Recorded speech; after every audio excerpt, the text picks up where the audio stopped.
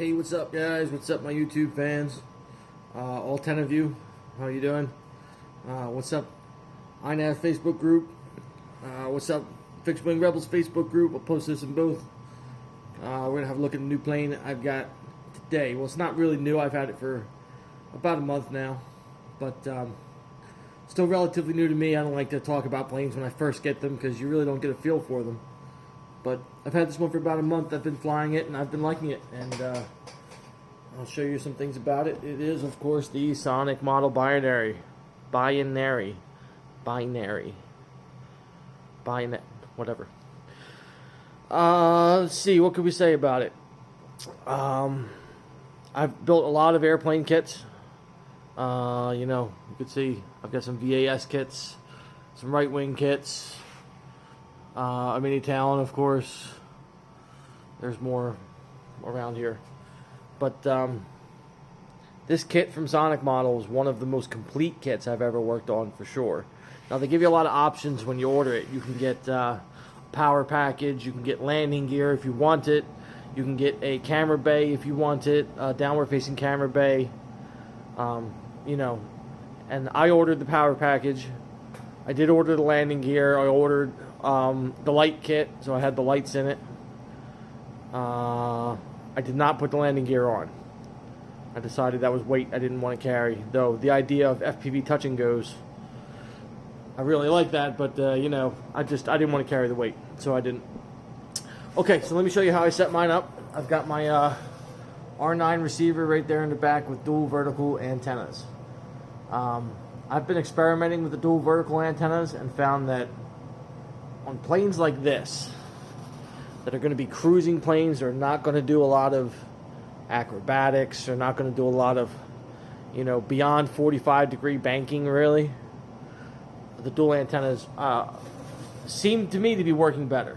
Now, I've got, on my mini Talon right there, you can see in the wing, I've got my antennas at 90 degrees, one going across, one going up. For some reason, that is not holding RSSI nearly as well as this is. I know that there's been some... I probably am completely wrong. I probably am completely wrong about this setup. This probably is not the best way to do it. All I know is that this one is working very well for me, and I'm going to keep it that way, at least for now. So, anyway, I've got my dual verticals right there. You can see my GPS. That's an 880 GPS. I really like the 880. I feel like the weight savings for something like a 220, the 880 more than makes up for it in speed and reliability. I mean, it's rare that I go more than a minute after plugging in and I don't have 20 satellites on the 880. So I like the 880 on a plane where its size isn't important. I always put an 880 on. So you can see down in there I've got an F722. Maybe you can't see it. I've got an F722. Flight controller down in there. I'm using all 8 of the outputs, the PWM outputs, 2 motors, 4 servos. I do not have the flaps connected. One of the PWMs goes to the light kit to turn the light kit on and off and control that, and the other PWM goes to my pan servo. So they are all in use. If I wanted to put the flaps in, I'd probably have to upgrade to a 765 with more servo outputs, which I may do in the future. I wanted to keep the wings removable on this, and they are. Everything in here that goes to the wings plugs into that. But there's a lot. I don't know if you can see right here the bundle of wires that comes out of this wing. It is quite a hefty bunch of wires.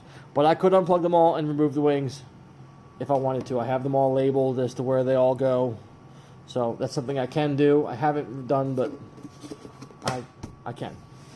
Okay, up here on the nose, what do we got going on? We've got a AKK VTX. I'm not sure what model this is, but it's the one with the built-in DVR. That's why I have an SD card in it. And there's an extra button down here to start and stop the DVR. MPX connection with a true RC singularity antenna, which is working very well. I just glued this piece of plywood on there, screwed the VTX to the plywood. It's out in the airflow. It works really well. I had no problems with that setup whatsoever. So let's talk about the dual cameras. So I've got this is a, it says Lumineer on it, but it's a Runcam Eagle It's an Eagle Pro, not a Night Eagle, a regular Eagle. It's just the Luminaire edition, the white one, whatever. So that is my main FPV camera, and then I have a split Micro 3, split Mini 3, no, Micro 3, here on the servo, the pan servo. I only did pan. I found that I don't use tilt a lot. I just don't use it a lot. I don't look down a lot. I don't know, so if I want to look down, generally, or I want to see something that's below me, what I generally do is fly a circle around it. I'll run my camera to the side and then dip the wing in and fly a circle around it to look down at it. I don't find myself using the pan or the tilt a lot. I'm only using the pan. That you can see the number on that servo there, LD-27MG, youwant Soul, I don't know, whatever. It's a cheap servo. I get these off of Amazon. They're on Prime. It's a 270-degree servo, so I can see the tail, the strobe on the tail there from either end of that servo. So I do get complete coverage all the way around with the 270 degrees and the nice wide lens on the split. So I have it set up on my transmitter. There's a 3-position switch. And the way that 3-position switch works is the lowest position, the position down towards me, the default position is I'm looking through this camera, and this camera is free to turn on the servo. So I have that on a slider, you know, on the side of the radio. So that's the kind of the default position. The next position up is this is free to turn. So like if I have it turned like that, it'll just stay like that, you know, wherever I put the slider. And I'm looking through it. So I can look through this, or I can look through this. Either one. And in either way, I can still manipulate the servo from side to side. So that like I can look through this camera, point it off to the side, go back to my main flight camera, and leave that recording to the side. So I can fly some low altitude stuff, you know, shoot gaps or whatever, with my camera kicked off to the side without, you know, and still see where I'm going. And the 3rd position on 3-position switch locks the servo to, you know, to the front, and I'm looking through this camera. So that's like this one. I have them labeled as camera fixed is looking through this camera. This is free. Camera manual is looking through this camera. This is free. And camera centered is this one is centered, and this one is facing forward. So that's the way I set up my switches. As far as batteries this thing takes, I've been flying 2 different batteries in it. I've been flying a 3300 4-cell and a 5200 4-cell. Let me show you this. And I'll show you what is pretty much the biggest battery that will fit. So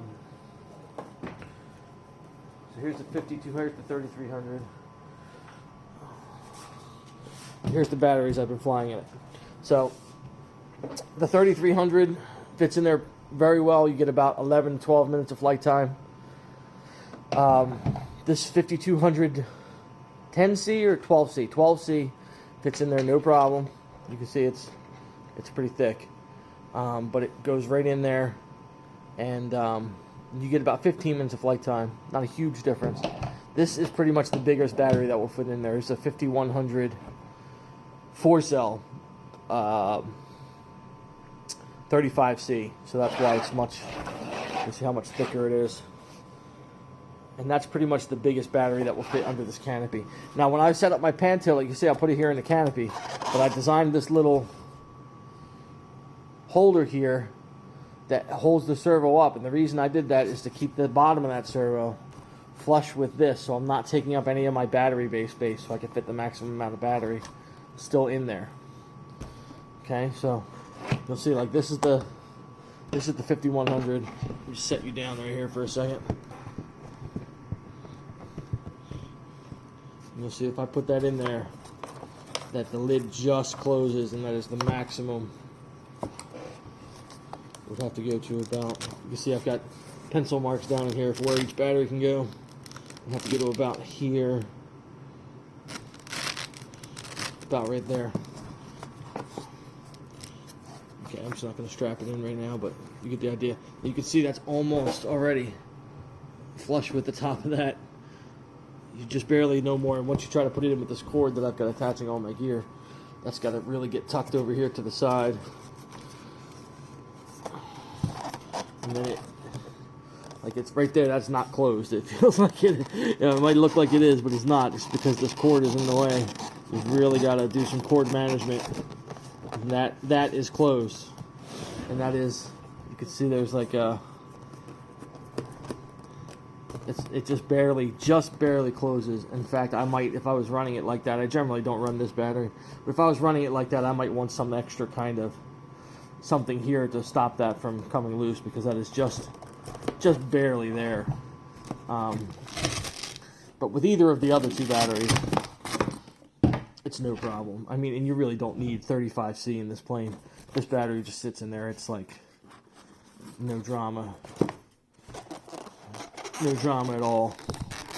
Just tuck that over there. You can see that just snaps down, and that is on there securely. That's not coming off in flight. Okay, so there you go. That's my my binary. I'm using, like I said, the stock power system. I think they're 2212s or something like that with 8x4-5 props. Right, sunny skies. That's what they look like. It comes with, if you buy this power system, it comes with Emax Metal Gear servos. I believe they're digital Metal Gear servos. Let me check. But they're my favorite servos anyway. It's what I would have bought without the power. Yeah, I think they are digitals. It's what I would have bought without the power pack. If I was buying them individually, I would buy Metal Gear Emax servo. That's what I always use. ES08 MDs, I believe. Metal Gear digitals. So it's a good plane. Like I said, it's one of the most complete kits. I've never had a kit come with pretty much everything you need.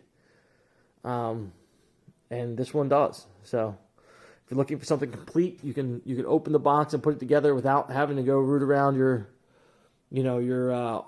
workshop for stuff that you want to build it. This is a good choice.